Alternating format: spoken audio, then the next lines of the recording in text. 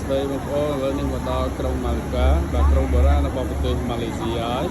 បាទចឹងនៅក្នុងនោះកន្លែងដែលគេលក់បាទរបស់របរដែលពិសេសប្រចាំក្រុងម៉ាឡេកាបាទជាពិសេសគឺអាឡឹកបាទអាឡឹកគេចោះទៅគេដាក់ក្លុក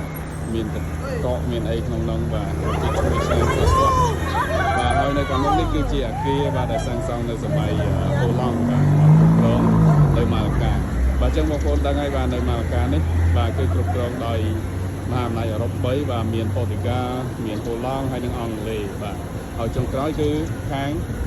មហាអំណាចអាស៊ីបាទគឺជប៉ុនបាទអានេះវិជាយេស៊ូនេះបាទក៏កើតឡើងដោយហូឡង់ដែរបាទចឹងអាគារក្រហមនៅទីនេះបាទគឺហូឡង់ទាំងអស់ណាបងប្អូនបាទហើយចំណែកខាងមុខនេះបាទគឺកន្លែងបាញ់ទឹកនេះបាទគឺបង្កើតឡើងដោយចក្រភពអង់គ្លេសបងប្អូនបាទហើយនោះនីលកាបាទអញ្ចឹងនីលកាយើងឃើញក្រហមផងប៉ុន្តែមិនមែនជាស្នាដៃរបស់អង់គ្លេសឬក៏ហូឡង់អីទេបាទគឺជនជាតិបាទ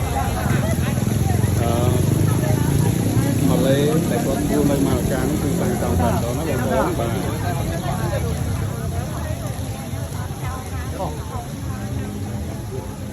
បាទជាក្រុងបុរាណគេនេះទាក់ទាញជួបទៅចតខ្សែណាបងប្អូនអើយបាទច្រើនមែនទែនបាទហើយនៅខាងមុខខ្ញុំនោះបាទគឺជាបន្លាយទឹកមួយបាទដែលគេអាចជួល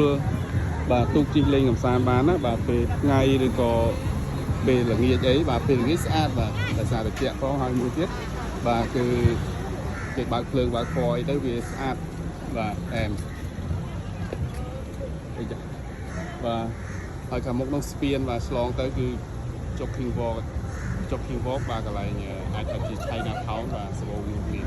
អូខេអរគុណបងប្អូនបាទសម្រាប់ការទស្សនាវីដេអូមួយនេះជួបគ្នាវីដេអូក្រោយៗទៀត